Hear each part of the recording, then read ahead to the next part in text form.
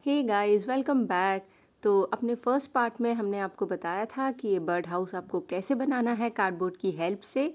अब हम आगे की प्रोसेस बताते हैं कि आपको क्या करना है। आपको लेना है ये वॉल पुट्टी का डो। ये देखिए, इसका अच्छे से सॉफ्ट सा डो बना लेना है। इसको आपको बहुत ज़्यादा पतला नहीं करना है,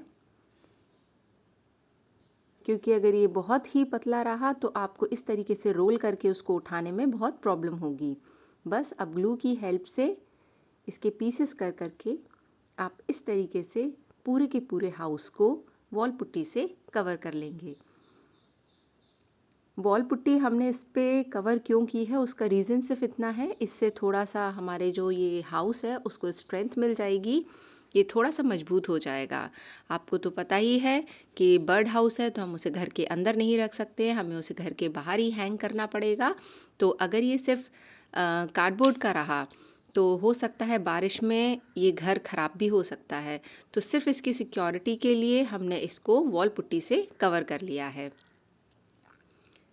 ये देखिए, हमारे घर के आसपास बहुत सारे ऐसे बर्ड हाउसेस हैं जो लोगों ने वुडन में बनवाए हुए हैं। तो हमने सोचा कि क्यों ना कुछ ऐसा किया जाए कि हम घर बैठे बिना पैसे खर्च करे इस तरीके का कुछ बना सकें। आपको आप अगर ट्राई करेंगे कि पूरे के पूरे घर को आप एक बार में ही कवर कर लें तो वो थोड़ा सा डिफ़िकल्ट होगा। आपको थोड़ा थोड़ा सा कवर करके उसको ड्राई करना है और फिर आगे का प्रोसेस करना है।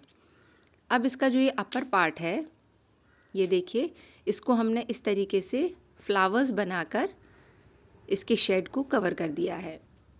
अगर आपके पास इस तरीके के मोल्डिंग टूल्स नहीं है, टूल तो हमारे पास भी नहीं है। आप ये देखेंगे, ये बच्चों का एक खिलौना है जिसका हमने यूज़ किया है फ्लावर्स को कट करने के लिए।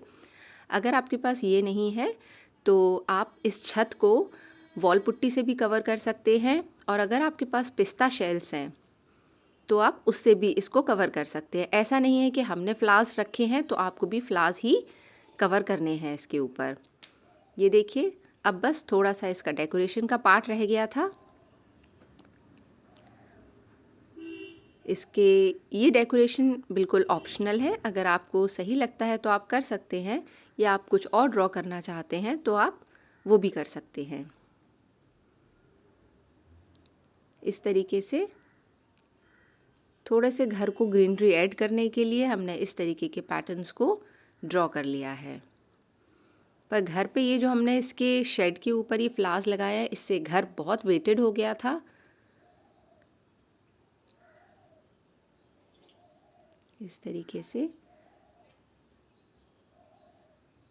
आप जहाँ जहाँ चाहें वहाँ वहाँ वॉल पुट्टी के डो से इसको डेकोरेट कर सकते हैं।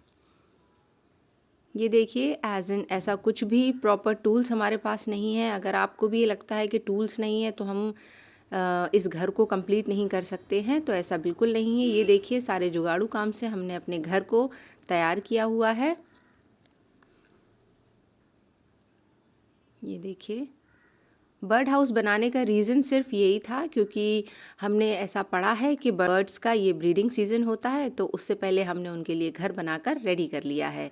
जब ये फ्लावर्स ड्राई हो जाएंगे तो ये जहाँ जहाँ आपको लग रहा है कि कार्डबोर्ड विजिबल हो रहा है, हम उसको वाइट कलर से ढक देंगे ताकि ये ऑकवर्ड ना लगे। आप चाहें तो पहले ही इसकी छत को वाइट कलर से कलर कर दीजिए और उसके बाद फ्लावर्स को पेस्ट कर सकते हैं। अब बारी है इनके फ्लावर्स को कलर करने की। ये बहुत ही टाइम टेकिंग प्रोसेस था, हमें 2 से 3 घंटे लग गए थे इसके सारे फ्लावर्स को कलर करने के लिए।